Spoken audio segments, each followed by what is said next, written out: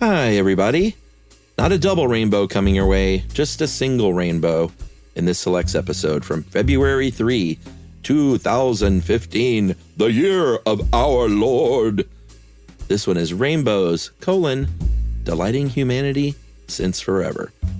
If I'm not mistaken, that was a Josh Clark title, and I love it. Good job, my friend. Check it out. We explain all about how rainbows work, and now you can know too. Enjoy. Welcome to Stuff You Should Know, a production of iHeartRadio.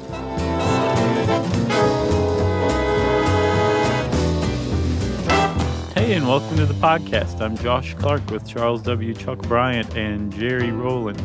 Have we ever said Jerry's last name? I don't think so. Well, we have now. It's out there. It's on the internet even. Someone really updated our Wikipedia page. Have you looked lately?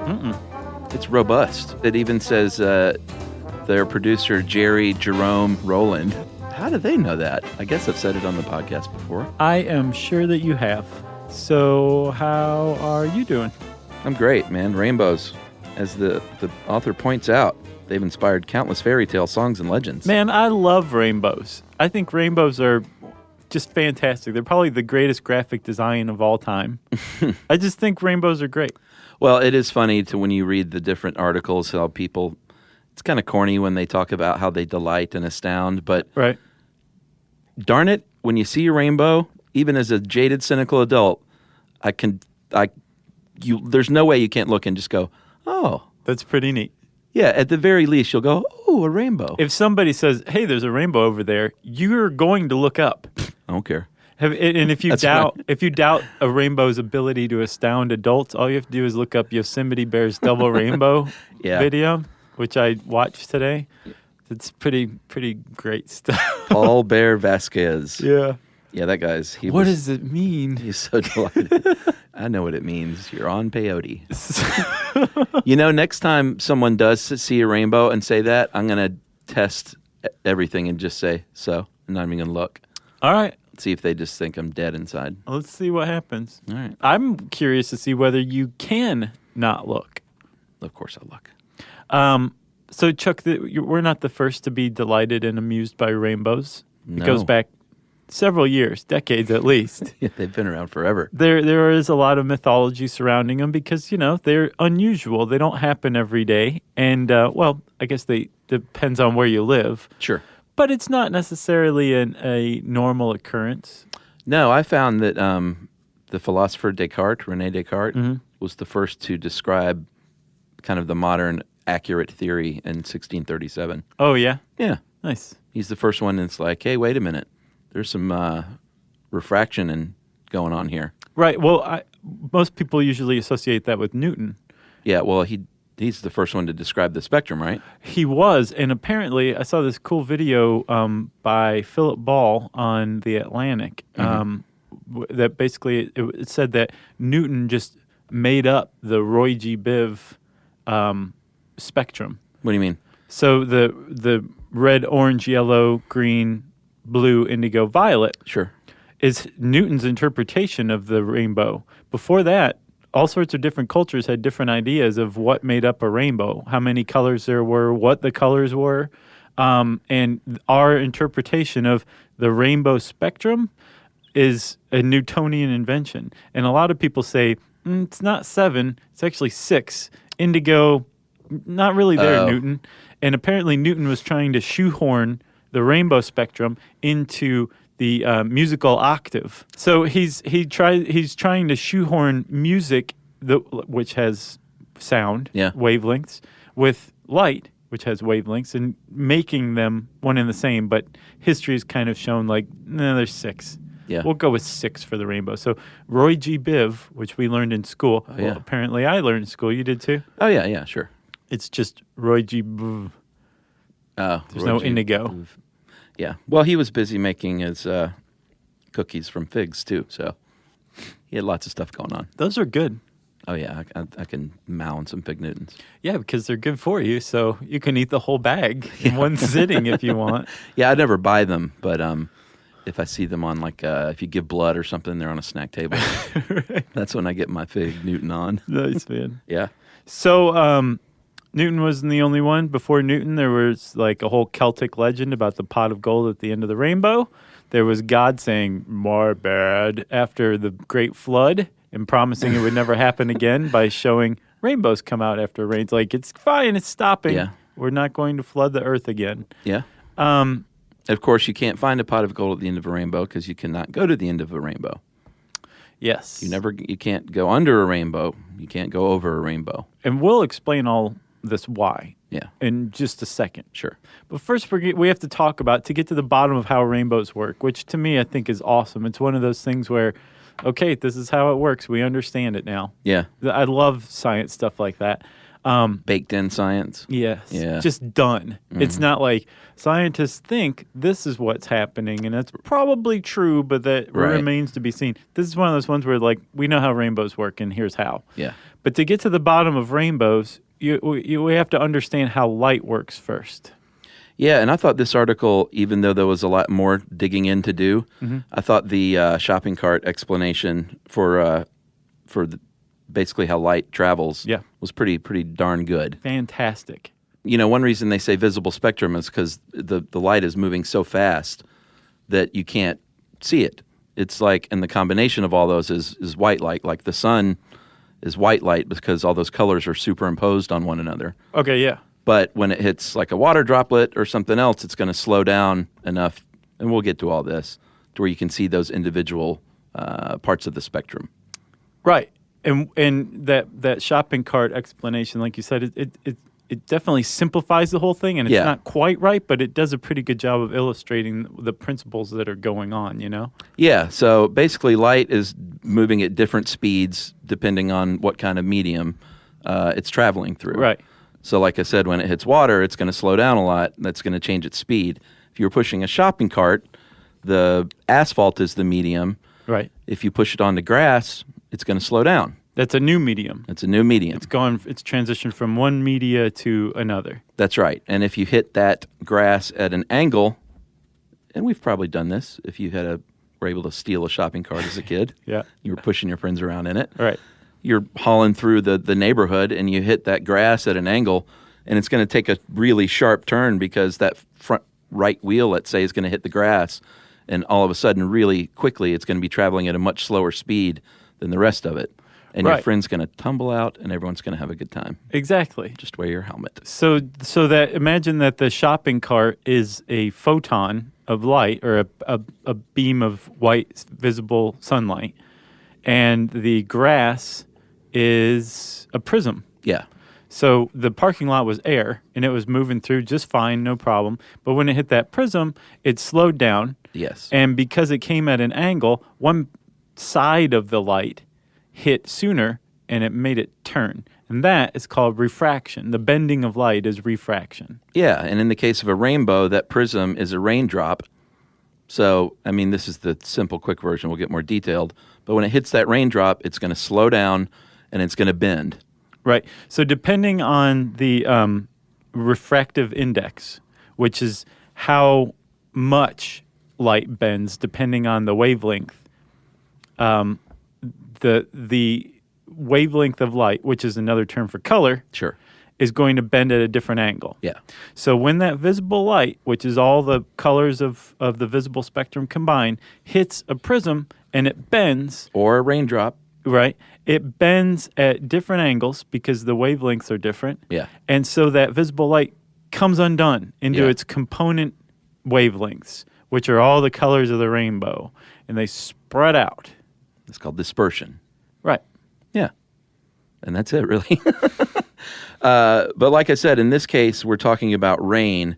And because rain is, raindrops are all different shapes and sizes, it's not going to be as consistent as like a prism might be, but it's going to have the same effect. It's going to hit the raindrop. It's going to slow down like the wheel digging into the grass of the shopping cart, and it's going to refract.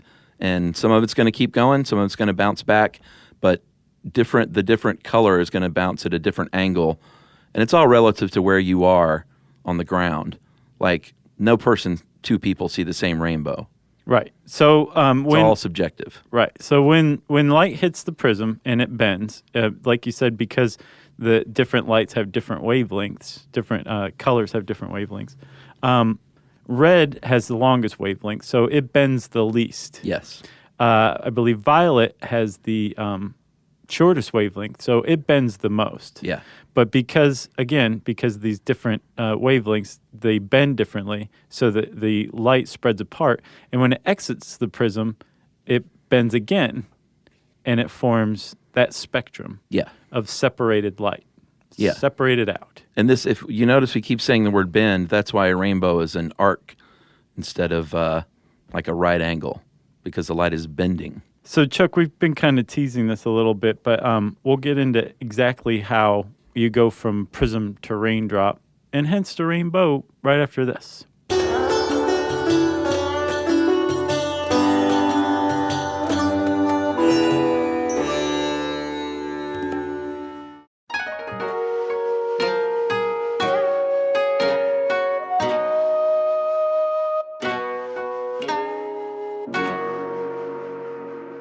All right, if you want to see a rainbow, or if you're going to see a rainbow, there need to be 3 conditions. The sun's got to be behind you. Big one. You're going to have moisture in front of you. Right. And the sun must be shining. Those sun's rays must be shining at 42 degrees of what's called the anti-solar point, which is basically where the shadow of your head is on the ground. Okay. So if you can see the shadow of your head, that's going to be that 42-degree anti-solar point. Right. So what you do is you put your back directly to the sun, right? Yeah. And then turn 42 degrees, which I guess if it were negative 42 degrees, you'd be turning to the left. So I guess you'd be turning to the right a little bit, about 42 degrees, which you can kind of measure off in your head. It's not quite 45 degrees. And if you're looking at rain and the sun's behind you, you're going to see where that 42 degrees is, because once you hit that point, there's your rainbow. Yeah, but I mean, you can move your body around and still see the rainbow. I mean, it's where the sun is hitting. The sun's got to be hitting it at 42 degrees. I see. Okay, so Chuck, it doesn't matter then where your head is. It's the raindrops' relation to the sun.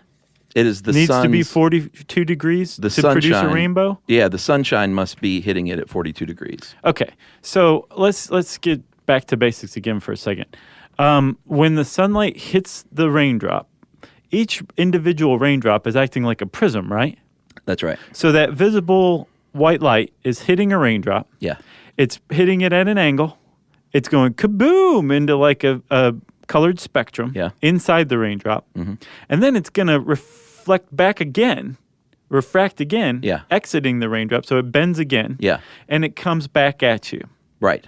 The thing is when you see a colored light wavelength from a raindrop, you're not seeing the whole spectrum. You're not seeing millions of little rainbows. You're seeing one big rainbow. That's right. And the reason why is because each individual raindrop, depending on its relation to you and I guess to the sun, is shooting one color at you. That's right.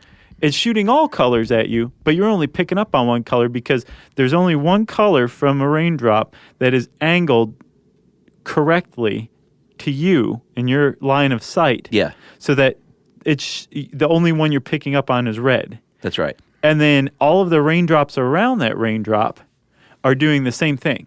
They're shooting about in relation to your line of sight. Yeah. Red toward you. But then the raindrops a little lower than that. Right. Are shooting yellow, and then lower than that, green, and so on until you get to violet. And so these groups of raindrops are producing this rainbow cumulatively as far as your line of sight is concerned. Yeah, because the rain is just falling, so where it is in the sky, I mean, as it falls, it's going to be changing color. Right. You know, it's not like frozen in midair or anything. But it seems like it. Right. Exactly. Isn't that phenomenal? It really is. I just think that's just as cool as it gets. Yeah, it's super cool. And you'll always notice, too, the sky under the rainbow is going to be brighter than out. Mm.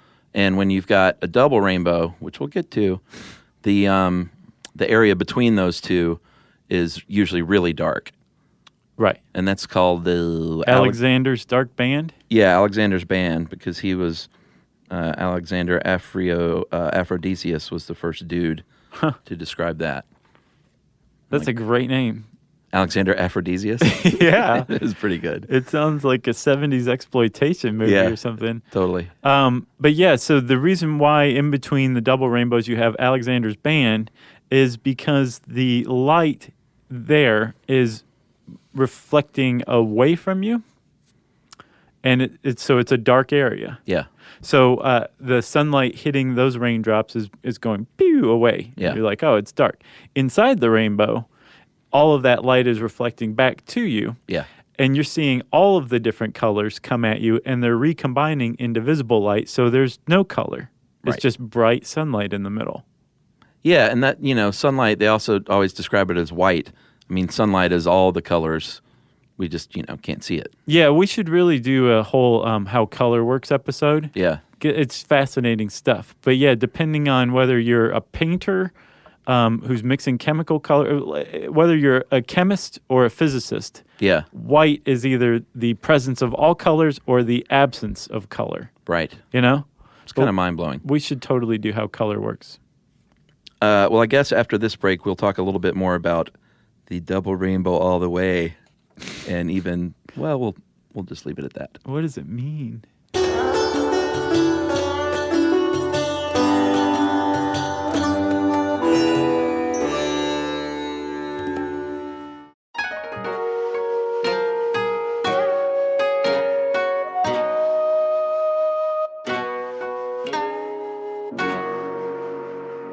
So, Chuck, you want to talk about double rainbows and what forms them?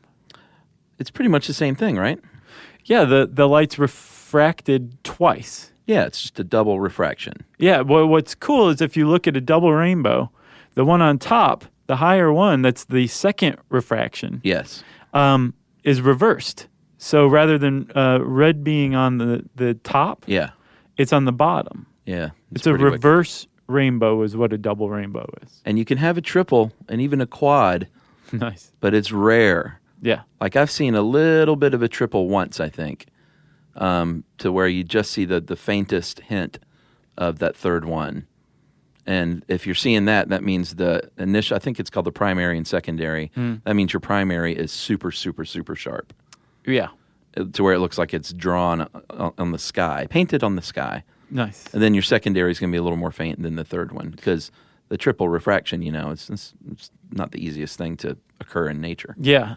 And one of the things that makes the primary rainbow and then hence the secondary and I guess tertiary and so on rainbows bright is the amount of sunlight and the number of raindrops. Because remember, those raindrops that you're seeing, the spectrum is made up of light wavelengths that's coming at you from a bunch of different raindrops, and they reinforce one another. And the more they reinforce one another, the brighter the rainbow is.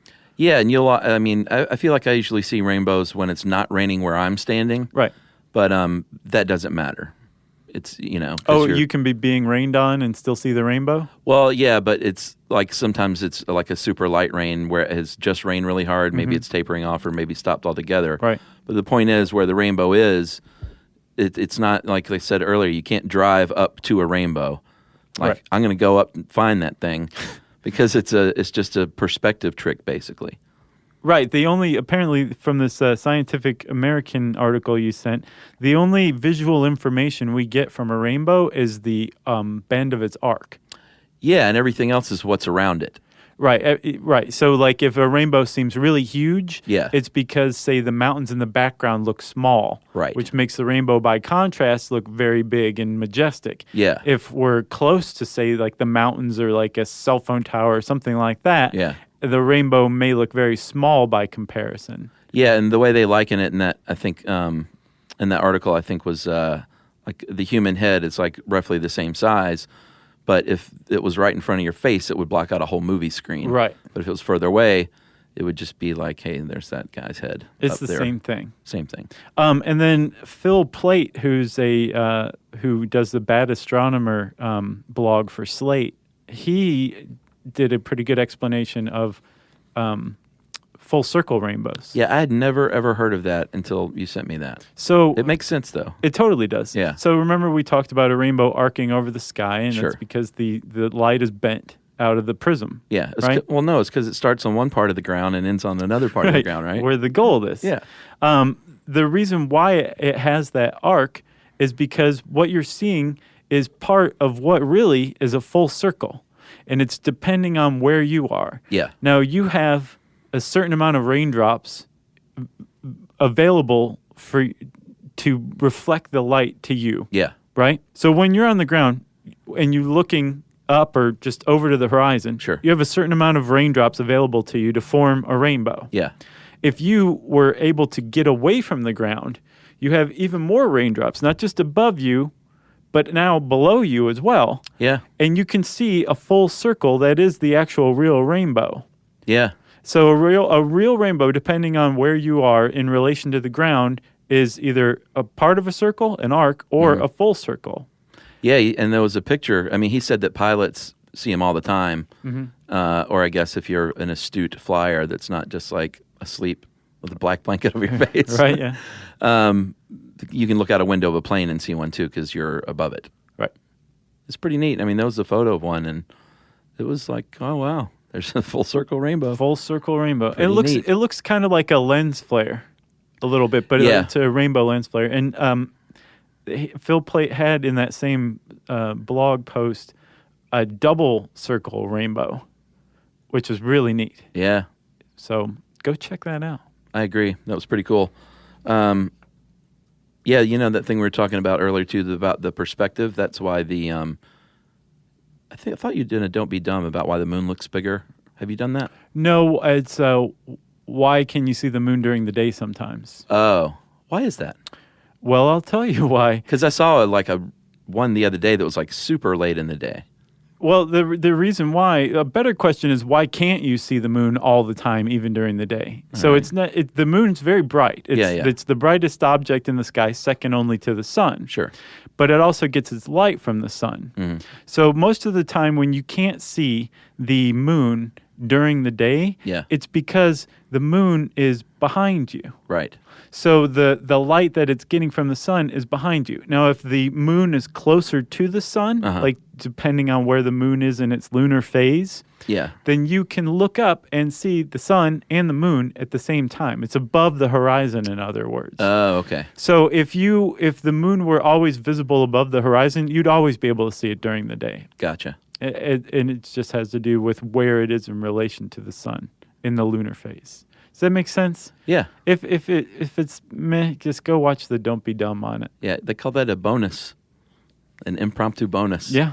But the reason why the moon will look really huge in the sky is because the same thing we were talking about with the perspective, like the mountain is like, so when you're low on the horizon, it's going to look enormous. Right. If there's a lot less stuff close to you, it's going to look very big.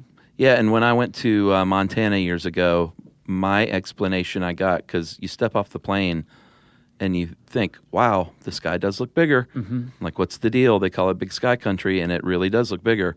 And the explanation I got from the locals was it's because the clouds. So again, it's just a perspective trick. So the mountains are way over there? I think it's just the clouds that they typically get are the big, huge, puffy clouds. And but they look big in relation to the mountains in the distance, right? Yeah, I think that's the deal. So it makes the sense. sky appear to look larger. Plus, I imagine also there's fewer obstacles and obstructions. Yeah. So it's just there's more sky to see and take in just looking around, right? Yeah. Like when I lived in Yuma, you go out in the desert and you can see like 180 degrees from horizon to horizon. Right. But they don't have the cloud formations. So the sky looks bigger in Montana than it does like in the middle of the desert. Yeah. Because most of the time in the desert, you're going to see that, just blue, nothing but blue. Yeah. So there's no perspective. Nice. Like when you take a picture of something to sell on eBay, you put your fist next to it so people know how big it is. Is that what people do? Well, sure. I've seen quarters and rulers, never seen a fist. Yeah, that's quarters and rulers. That's probably a better rule of thumb. Yeah, right. Yeah. So, Chuck, I got a couple other things. Apparently, when you look at a rainbow, it's not an even division or an even representation of all the colors. You see the most red. It's the most visible. Apparently, 38% of a rainbow is red. And green is second at 15%. Blue is the least. At just 11%. What is green? Green is 22%. Okay. 22% of a rainbow, green. Interesting. I wonder what colorblind. We need to do one on colorblindness, but it's I looked into the article and it was just sort of started to melt my brain. Yeah. Like all this stuff. So I just said, no, put that on the back burner. I think you did a great job with this. Well, we'll see. I'm sure we'll get stuff wrong. And lastly, the LGBT rainbow flag, designed in 1978 by a guy named Gilbert Baker. Really? And it used to have 8. It had turquoise and hot pink on it before. Yeah? But apparently they ran out of fabric for hot pink because the things like started to take off. So they discontinued that. And I think the same went for the turquoise one too. Interesting. So they just went with 6. And now it's a shining monument for establishments. Right. For people to say, I want to go in there, and some people to say, I don't want to go in there, sadly. Right. You know? Yeah. We went to a gay bar in Philadelphia one afternoon, and I say by accident, not like it was a big deal. Was it the Blue Oyster? No, and it was in the afternoon, so there was just, you know how it is in some bars in the afternoon. It's like the serious regulars are in there. Sure. It doesn't matter, gay, straight, whatever. Yeah. And they were very cool guys, and they were like, and it was a big group of us, and I think they were like, you're in a gay bar, right? And they were kind of pointing that out. And I was like, oh, well, great. Serve me a Bloody Mary then. Right, exactly. Like, I didn't know if he thought we were, I think he knew we were from out of town. Sure. So he was like, just to let you. Yeah, like, he didn't want any trouble. Oh, gotcha. I was like, we're not like that, my friend. That's a good. Just a happy accident. That was a good ending to the rainbow episode. Yeah. If you want to know more about rainbows, go check out our article on the site, Rainbows. Just type that word into How Stuff Works. Go check out that Slate Post and Scientific American and The Atlantic. Some good stuff out there. And I said a search bar, I think, in there somewhere, which means it's time for listener mail. That's right. I'm going to call this Pliny the Beer. And this is from Corey. And I think Corey's in San Francisco. Hey, guys, love the podcast. I was listening to Cinnamon today, and there was an exchange about Pliny, and a comment that there was one and only. I think anyone in the Bay Area would know that there are 2 Plinies, the Elder and the Younger. That's because one of our local breweries has a beer called Pliny the Elder, which is known by beer aficionados as one of the best beers out there. In fact, it sells out weekly from local groceries. They also make, though, a Pliny the Younger, which only comes out for 2 weeks a year. And people wait in line for hours just to get a pint. And there is also a real historical Pliny the Elder and Pliny the Younger, who is his nephew. I didn't realize it was his nephew. And that is from Corey, and I did look it up because the 2 weeks thing, I did not believe it, but I just, sometimes you want to see it with your own eyes. Uh-huh. And Pliny the Younger is a triple IPA. Oh, wow, that sounds awesome. Named for the nephew and adopted son, evidently. And it is pub draft only. They don't even bottle it. Very limited distribution locally, and it's seasonal. So for just 2 weeks a year in February. At the Bay of Bengal. You can get it in a bar, I guess, in San Francisco. Nice. And it is a 10.25%er. Wow. Yeah. As opposed to 8 for the Elder. Huh. And they're both IPAs? Yeah, one's the double and the triple. So that is alive. Yeah, and you can get the Pliny the Elder in the bottles. It's not quite as exclusive. We'll have to try that on our tour.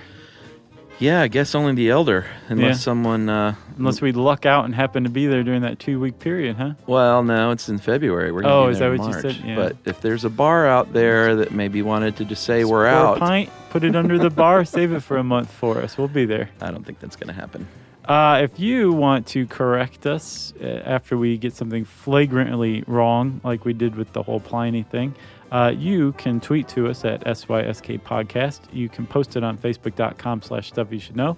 You can send us an email to StuffPodcast@HowStuffWorks.com. And as always, join us at our home on the web, StuffYouShouldKnow.com. Stuff You Should Know is a production of iHeartRadio. For more podcasts from iHeartRadio, visit the iHeartRadio app, Apple Podcasts, or wherever you listen to your favorite shows.